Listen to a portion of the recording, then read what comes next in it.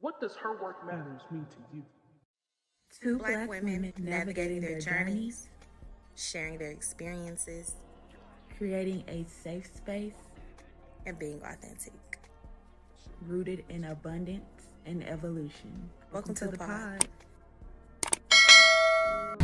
That is true. Yeah, y'all let that sit for a second because I need y'all equate to the people that I know.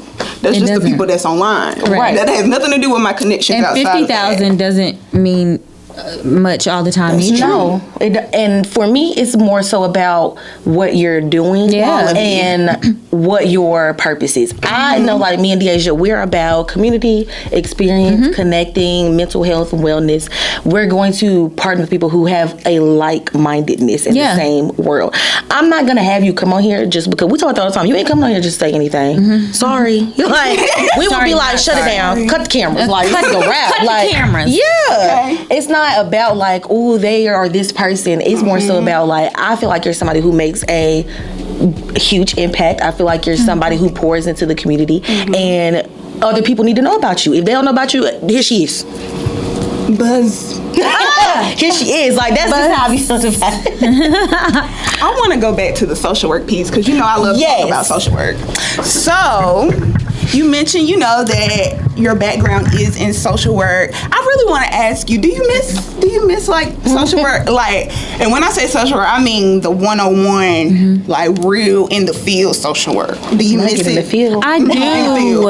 I miss working with students directly in that way. And I remember when I transitioned out of full-time social work, I wasn't sure if I would get the opportunity to work with students again, and I've been proven wrong about that several times. Thank you, Lord.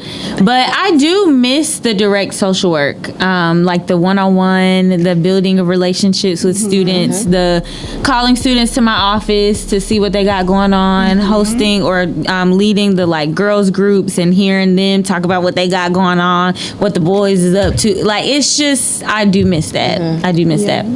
I miss being Miss Bree. Listen, because I'm on summer break right now, and I miss being Miss Cooper. Like, okay, well, ain't nobody call me Miss now, Cooper. if I was on summer break, I don't know. You gonna? I be missing the kids because I miss the kids that I have relationships with because I feel like we're connected. Yeah, I feel that. Yeah. I still think about those kids, and those are mostly the kids that they have some challenges outside of school. It's some barriers that we work through over the school year. So it's like I'm keeping you in my brain. Yeah. But I'm just like, I work with the kids, and then it's like you just gotta let them go. Yeah. And then when they come back, and it's like, we might have to start all over again. I always think about like the kids I used to work with when I was in CPS. I be thinking about it's certain ones where I be like, I be remember you, or like sometimes I've had some where their parents would just be like, you were the best. I'm like, how you find me? But how the kids doing? I hope they're doing good. But I love being a social worker. I love connecting with other social workers. Yes. I feel like even when we're not being social workers, we being social workers. Like, Absolutely. it's just in us. Yes. I remember the summit is social work. That's what I'm saying. Yes. It's just in us. It is. And when I first started doing social media full time, that was something that I remember talking to the Lord about. It's like, so I done paid. Well, I done took loans out for 2 degrees. Ooh, they sending me emails I don't know if they getting their money back, if I'm being honest. The Lord covered it on our behalf. Jesus paid it all. And If you got questions about them loan payments, you need to go talk to Big G.O.D. okay, my father has it for me. I'm sorry. Okay, so anyway, so I went to school for 6 straight years to do this thing, and I'm not going to be using it. And I can imagine that when I said that and I was in tears, the Lord was probably up there laughing like, girl, please, with the drama. Because literally I have used every ounce of the degree that I took the time to get in the work that I do, like in building community, in building relationships, in putting together events that provide resource. Like, you are still doing it. So I have to remind myself that all the time. Yes. You are quite literally the bridge. Yes. Thank you. Yes. Wow, that's beautiful. Yes. I'm not saying Because you're bringing all the people together and they're meeting. Yeah. Community, connections, all the things. Love that. And I feel like we have certain skills that this ain't the shade none of y'all, but that y'all just don't have. Like when it's true. Comes to how we treat people, how we show up. This is not a thing we just do in our career. Like we do this every day. Like that's just naturally how I show up. Like you may think something about somebody. Like I've been in conversation with people and they may make a comment about that, but I'm like, but I'm noticing some other things going on in the background that's causing this to happen. So what you're seeing is not what I'm seeing. We seeing two different things. Correct. So we don't see each other at all, because what you're saying is like, oh, you're like the system, and I just can't get with that. I feel like I say this all the time. I think deep, and for some people they feel like it's deep. That's my surface level. Oh my God! Yes, literally some good tea. I am not good at like surface conversations. Small talk. I get anxious like doing the whole like, hey, I don't even. I'm ready to get into it. Like, what is your childhood trauma? Let's talk about it. Ooh, I'm seeing it actually. Okay, because I really want to follow how to bring this up. Can you just say it out loud? Yeah. What's your story? Like, just say it so I don't have to pry it out of you. And I feel like I'm even more extra conscious of it now, because it's like when I tell people what I do, it's like either they're gonna dump, like I'm like, oh, I'm a therapist, they're gonna dump, or they're gonna be like, you're trying to analyze me. I promise you I'm not working for free. No, I'm not. I'm not. But I am, but I'm not. I am, but I'm not. I am in the sense of I'm trying to read you for myself, not for to tell you about yourself. Not correct. That. So yeah, I feel like we do that all the time. Like just the skills we have, I feel like everybody could benefit from them. Like absolutely, a social work course, everybody could benefit from, no matter what career you're going. I feel like, especially people who lack empathy. When you learn about cultural competencies and things like that, you need to be knowing more about people. Seeing it, because the teachers, that it'd be a disconnect. Like the teachers, like they don't understand. Like maybe getting this child a new book bag is going to improve the way they show up in your classroom, because then they're going to start feeling like their peers, because they don't feel like they look like their peers, so they don't feel like they can perform because they're not equivalent. Yes. Or maybe your student is falling asleep in class because they were up all night taking care of their siblings because their parents work late, very late, or because they're hungry and the only thing that they can think to do is sleep. So teachers need a bit more of that. They don't. A little bit of everybody. They don't get it. They just want to stay right here. You're right. It's everybody, but specifically just now. They want to stay right here. I need to go. Okay, we got to get to the root. They begin right here because it's always so much deeper than that. People like absolutely. They're like they're just bad. They're not bad. They're not bad at all. Stop saying that. And then it really gets me, because I have to work with the DSS social workers and sometimes the parents, foster parents. So sometimes the parents are like, fix them. And I'm like, it's you. Okay. Sometimes it is you, actually. But I can work with them, but I be trying to tell the kids, like, hey, I know that's frustrating, mommy and daddy do that, but let's try to figure out what you can control, because adults don't always show up how we want them to. Constant conversation. But that could be a whole nother. But it could be. Kids do have a different perspective of like adults. They really think we got it all figured out. Nope. Just like you, just a little older. Okay. I'm about to say, you got a boss, I got a boss. Just like you. But I did have a question, as far as, because you said it started with the all of them are running. So I'm about to say the Busy Creative Summit. That's not what I was. The social media, when you were saying the blog. The manager, or social media manager. Yes, that's what I wanted to ask you about. The social media manager. Is that something that you do as for like other people, and like you run their social media, or is it like you kind of teach them how to? I don't want to say like become you, because it's not become you, but kind of like, people like sell like a workbook. I'm like, hey, this is how you do this. Is that what it is? Or is it more so like, hey, I'm running your social media, I'm your social media manager? So I do both. Okay. Primarily, I help other brands, businesses, and organizations run their social media so they can increase their brand visibility. The name of my social media management agency is The Social Hive. That's what I was trying to say. And so that's what I do primarily. We do graphic design, we do community management, we do video editing, content creation, etc. But then I do also offer a service where I essentially become a creative coach Okay. for other creators who are kind of just stuck or trying to figure out the strategy behind posting online, showing up online. And we sit down and we have a strategy session and we think through what it looks like for them to build community around their personal brand. So kind of both. Oh, it's okay. That's very well. I definitely didn't word that well, but I'm glad. It's okay. We got there. Yeah. I'm about to say, because I was trying to find the We're words. social and they were workers. not We finding figured me. it out. Okay. But no, I think that's great to have, because I feel like sometimes that's hard to figure out. Like, you can have the idea of what you want to do, but it's like, I don't know about the strategy part. When it comes to the strategy and people be looking at charts and stuff about The analytics. yeah. I'm like, oh, I thought I was just gonna post and go. Like, I didn't know I Yeah. had to be like this time. And that is interesting to me for sure, because I'm like, I did not know that you really should be that deep into it to figure it out, because it's important, it matters. So I think that's like a business to me that is newer, that's been created. Yeah. Probably not, but that I've noticed, like, helping people kind of strategize, like, this is how you run your social media, this is your business, like, because you're the brand. It's So I become like more that. public since COVID, I'd say. Yeah, and that's when I feel like I started noticing it a bit more, like people branding themselves as like social media coaches or strategists to help you do that. That's why I asked, Because that's when everybody started becoming, doing content and stuff. So, you got any more questions? Not that I can think of. Like, we literally talked about everything. I loved it. Yeah, we were on a roll. We were. We definitely were. And I listened to our people. We just have to be honest, because y'all, this is our second time recording. Let's tell the truth. Yeah, this is our second time recording this, and so I feel like the conversation just shifted. Like, I told Diaz before you came here, I was like, maybe the conversation we had recorded was not for everybody. I don't know.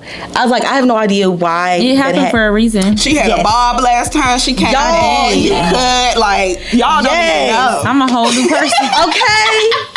Y'all will see when the vlog comes out from the first time we recorded. Yeah, you'll see that. Yeah, Yeah, because, we tried, but we stay having some technical. yeah, but we really appreciate you, Bree, for working with us. Of and course. coming back up here, because we were like, listen, we have been talking about having her for a while. We gonna get this done. Listen, Yes, now. and we was did. not gonna get this. It's not gonna win. So I'm glad everything worked out today. But we just gonna be honest with y'all. Listen, this ain't the first time. And that's all right. I do have one last question. I guess this could be like a good wrap up question. So, what advice would you give someone who is getting ready to, let's say they're working their 9 to 5, but their 5 to 9 is doing content, but they're like, I want to pivot. I want to go ahead and make my 5 to 9 my 9 to 5. What steps would you give them to like Prepare for that stage. bam? You're welcome. Well, the first thing I'll say is that we actually have a panel on that at the Busy Creative Hey, Summit. get your tickets. It's called the Double Shift. Oh, that's a nice name. Thank you. I love that. And so, so it will be several people who are doing both on a panel, really answering that question. So yes, get your tickets. But I'm gonna be honest, I don't fully know how to answer that question because I didn't really have a chance to work a 5 to 9 and a 9 to 5. I was pushed out of my social work job into entrepreneurship. So my 5 to 9 just became my 9 to 5. It never really was a 5 to 9. It was a 9 to 5. It's really not the timing. It's like it was like a push. We started. It's like 9 to midnight. I don't know. 24 hours. But yeah, so I can't really answer that question from my own experience. I think from what I've seen my friends and other people do to like execute that is to, one, be willing to take a faith risk or faith leap rather. If you wait for it to the conditions to just be perfect, you'll be waiting forever. Yes. And then I would also say to that point, don't wait for the conditions to be perfect, but still sit down and plan and like make sense of what it does. It make sense for you to provide the service that you were trying to quit your job and do? Does it make sense for you to quit your job and sell these products? Figure out if it actually makes sense and then make the shifts. Maybe transition out slowly. Don't go immediately. I don't know. But yeah, be willing to take a faith leap and write the vision, make it plain, and create the plan. That's my favorite. Yeah. Yes. I think that faith leap is like the biggest one for me because I done leap. I'm about to say I done took a lot of faith leaps in the social work career. Call me. Yeah. I done quit 2 jobs. I know that's right. I quit 2 jobs. The first one was DSS, and I was just like, I'm not gonna come to work and feel like I am mentally, I don't want to say unstable, but honestly that's how I felt because this was like peak COVID. This was like 2021. I was in grad school online, and this was like my first like social work job, and I was like running all the time, and so I was like, something is going to have to give because I literally cannot, like, I'm coming home every night. Some nights I didn't get home till like 9 o'clock, and then I still got to do homework, and I'm crying, and like and then the next morning driving to work, and I'm crying. I'm like, I can't. And then I had a family I was working with, and she was all over the place. So she was like threatening me online on social media, and my family was getting involved, and so it was just like too much. I was like, Lord. God, I'm going to have to leave this job. I got to go. I have to go.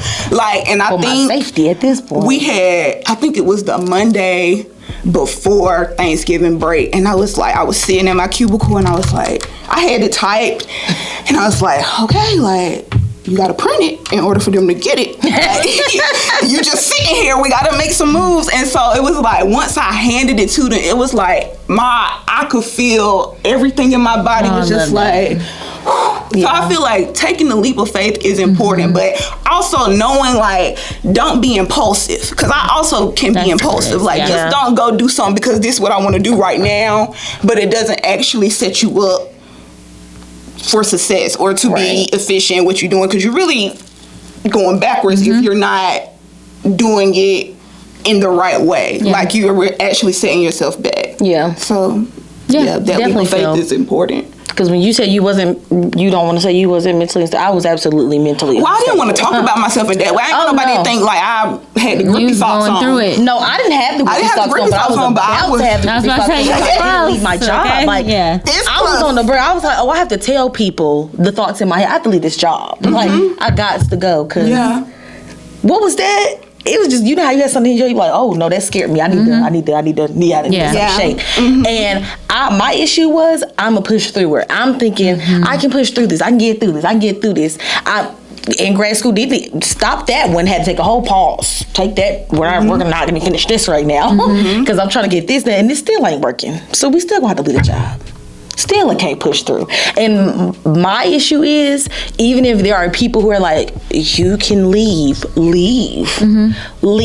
I'm still like, but no, I'm committed to this. I'm not a quitter. It's like, girl, come on. And I got pushed out and pushed myself out. Like, I didn't have a choice at that point. I felt like it was keep going, and you be in the hospital with grippy socks, or you leave by choice. What you want to do? Which one?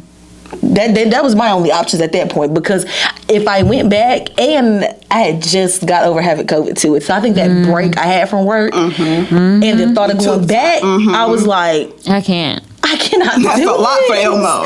Like, and I did not think that it would affect me that bad. I was like, girl, there's no way you're like, work is making you feel like this. Like, this is crazy. But it is. And it literally was. And that was my point. I was like, yo, I can't. I'm gonna have to just go. And it wasn't even like, once I left, like you said, the way that felt like, I knew I was gonna be straight when my supervisor at the time and one of my other coworkers that I'm still cool with, they both was like, good, you need to go. Like, it's time for you to go. And my supervisor, her only concern was, are y'all gonna be good?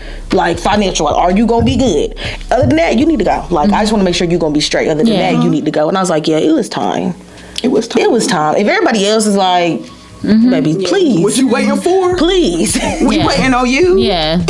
You're not okay. And I think this is scary that was scary for me, because I am such a hyper independent person. I'm little miss, I got it. If you don't do what I need you to do, don't worry about it. Don't even worry about it. I got it. And it's just like, girl, sometimes you gotta just sit there and, just have to need help. Oh, Excuse me. just have to need help. Excuse me. I need help. No, help me. You couldn't see the feet swinging. Oh, The feet no, was- I didn't. I'm so weak. I did not see the feet swinging. Yes. So I think, like you said, there is no perfect way to do it. Like you said, we all three literally have different ways of how we have had to pivot, shift in different ways. And I feel like that's the beauty in being in the thick of it. Yeah. In the thick of it is never fun when you're actually in it. But never. once you start seeing the light and getting to the other side, it's like, Oh, that's why. this was worth it. Like all of that pressing, pruning, pushing, Yeah. worth it. Yeah. Yes. It all makes sense in the end. Yes. That was beautiful. Yes. Thank you again, Bree, so much. Of course. Thank y'all for having coming. me. Yes. I really didn't have an affirmation for No, them, I to be don't honest. I feel like the video in itself is the affirmation. Yep. Like showing up is the affirmation at this point. Keep showing up. Yes. So thank you again, Bree. We will make sure to have all your information, your social media for the Busy Crazy Summit, and if you're okay with your Instagram out there. Okay. Want to make sure that we can put that out I am there. a public figure at this point. I'll be making sure She just got to add- her own YouTube I channel. know, We gonna put it in there too. Go yes. subscribe to her channel. Yes. Well, And if there's anything else that we did not mention as far as the summit and your social media that you want to promote, we want to make sure we leave you time to do that. And No, I think we're good as long as the link will be in the description. right below the video. Yep. And I hope to see y'all there. It's gonna be great. Get y'all tickets, y'all. Yes. And we'll see y'all on the next episode. Bye.